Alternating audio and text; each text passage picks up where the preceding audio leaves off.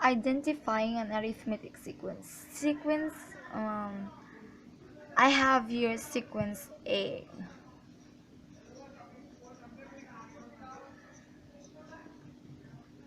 5, 8, 11, 14, 17, and so on. For sequence A, if we add 3 to the first number, we will get the second number. This works for any pair of consecutive numbers. The second number plus 3 is the third number. 8 plus 3 is equal to 11, and so on. Let's see. 5 plus 3 is equal to 8. 8 plus 3 is equal to 11. 11 plus 3 is equal to 14. 14 plus 3 is equal to 17. Next sequence B.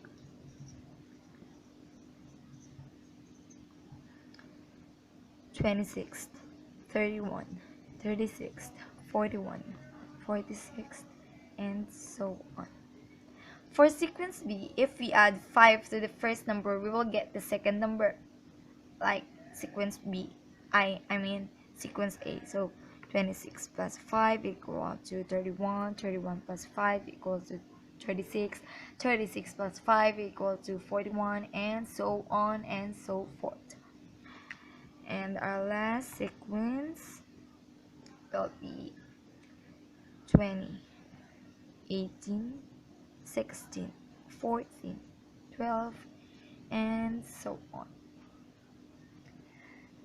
Sequence C is a little different because we need to add negative 2 to the first number to get the second number. But still, we're adding some numbers. We're adding some number. It must be, or rather, it can be negative or positive. So 20 plus negative 2 is equal to it. It will be equal to 18. 18 plus negative 2 equal to 16, and so on and so forth. Mathematicians also refer to generic sequences using the letter A along with subscript that correspond to the term numbers as follow. So our generic sequence will be A sub 1, A sub 2, A sub 3, A sub 4, and so on. In order for us to know how to obtain terms that are fired down this list of numbers, we need to develop a formula that can be used to calculate these terms. If we were try and find the 20th term or worse to 2000 term, it would take a long time if we were to simply add the number one at a time to find their terms. So let's examine sequence A so that we can find the formula to express its nth term. So 5, 8, 11, 14, 17,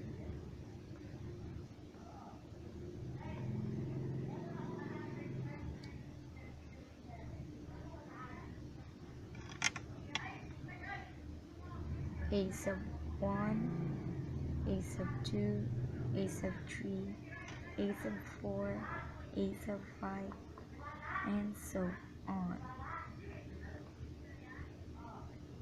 The fixed number called the common difference, which I told you last time, is 3.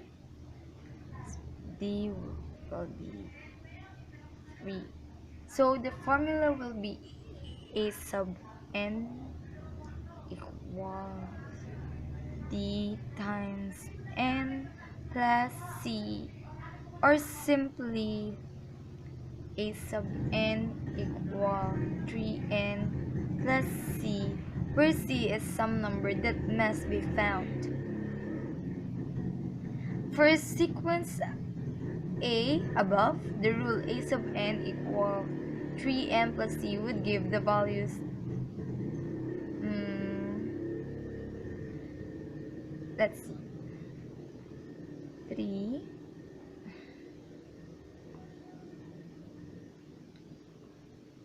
1, 2, 3, 3, plus C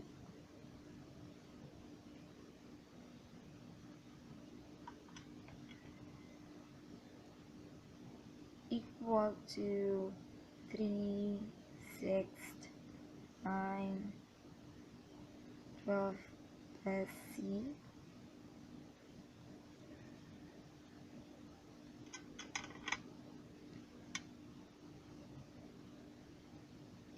it doesn't satisfy the a sub 1 because it is 3 and here it's 5 and here also 6, it should be 8. So C, if we compare these values with the ones in the actual sequence, it should be clear that the value of C is 2. Therefore, the formula for the nth term is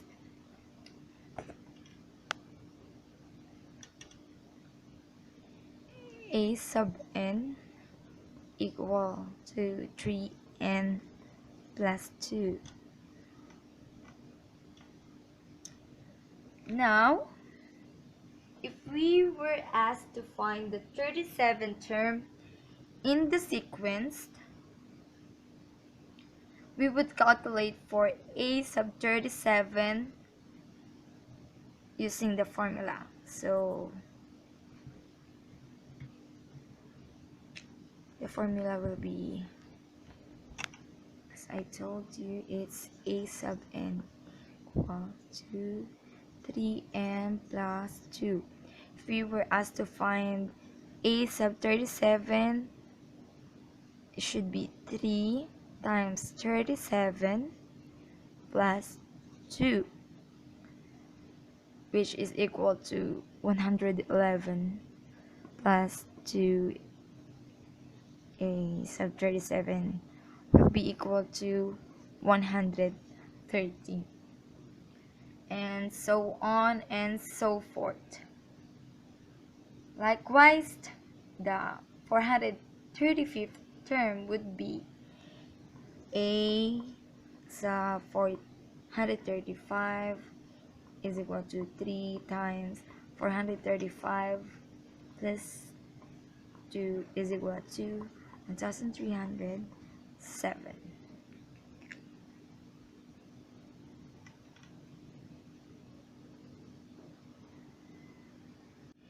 It may be necessary to calculate the number of terms in a certain arithmetic sequence. To do so, we would need to know two things. We would need to know a few terms so that we could calculate the common difference and ultimately the formula in the general term. We would also need to know the last number in the sequence. Once we know the formula to the general term in a sequence and the last term, the procedure is relatively uncomplicated. Set them equal to each other. Since the formula uses the variable n to calculate terms, n is the number of terms, we can also use it to determine the term number for any given term. Okay, let's use again sequence A. If we again look at sequence A, let's use the formula that was found to calculate term values. Our formula is a sub n equal to 3n plus 2. If we knew that 47 was a number in the sequence, so it should be 5, 8, 11, 14, 17 until 47, we would set the number 47 equals to the formula a sub n equal to 3n plus 2. We would get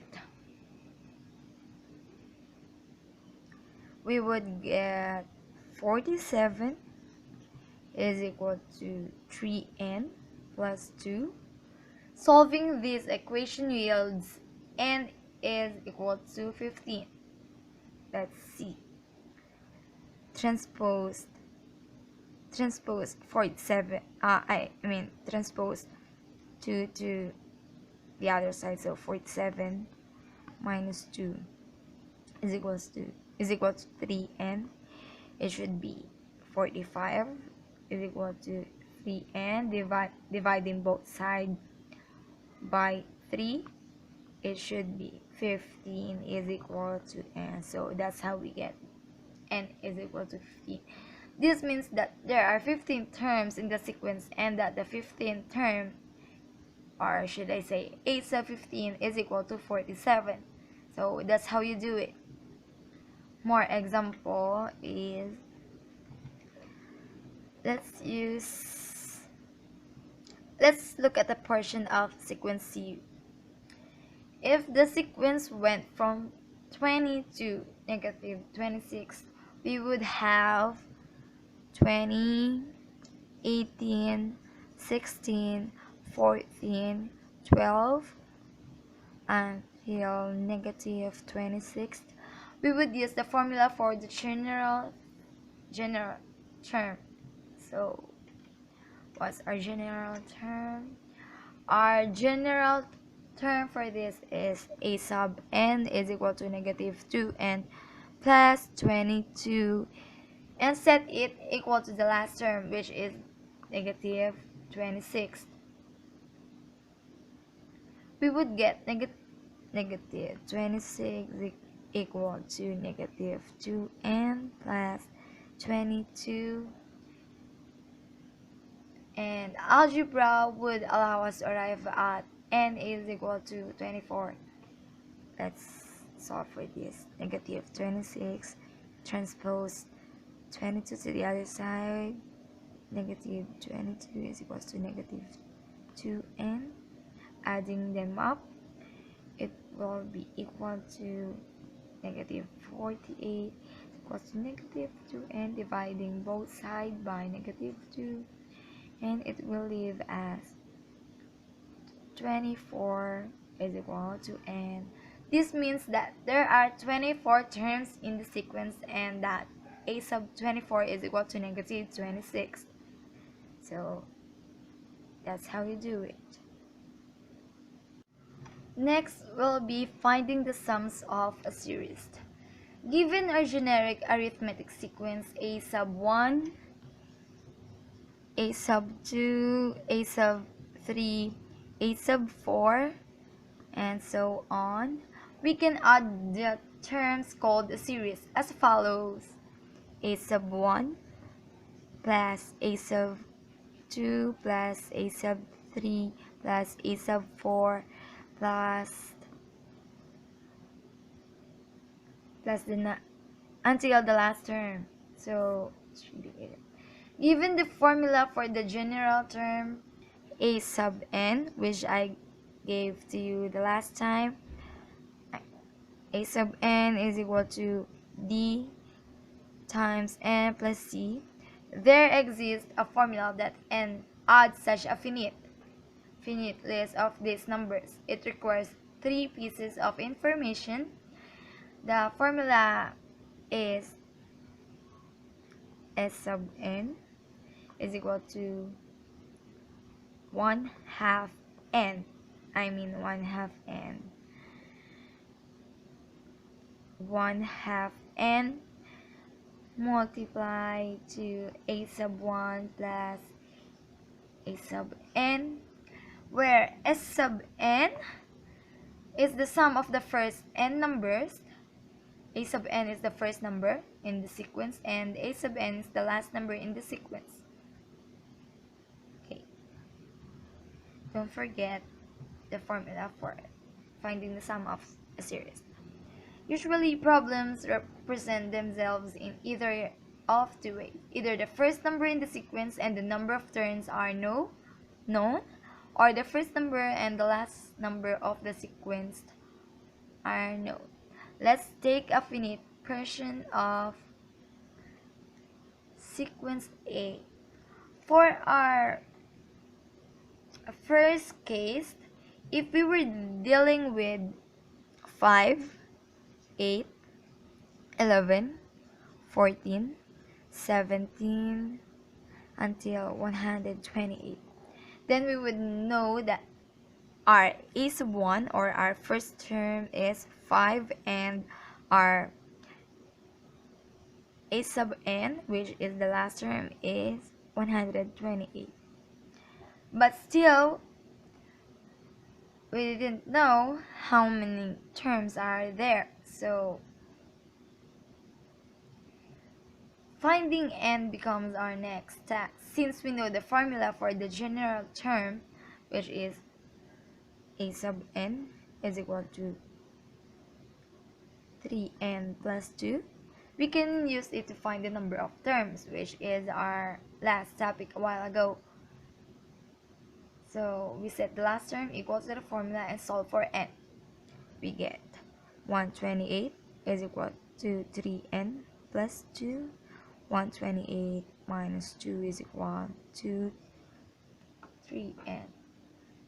And 126 is equal to 3, and divided both sides by 3, we will get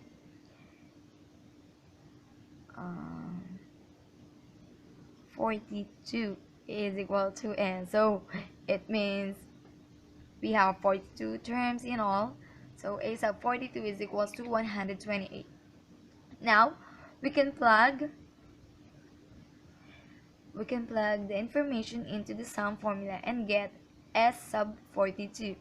So our number of term is equal to 42.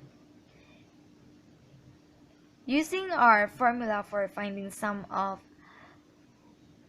an arithmetic sequence, which is s sub n is equal to 1/2 n times a sub 1 plus a sub n, we will solve it. So s sub 42 is equals to 1/2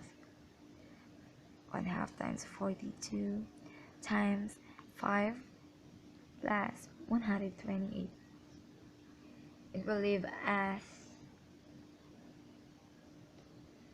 21 times 133. Our s sub 42 will leave as 2,793, which must be the sum of the first 42 terms in the sequence. Okay, for our second possible situation, let's take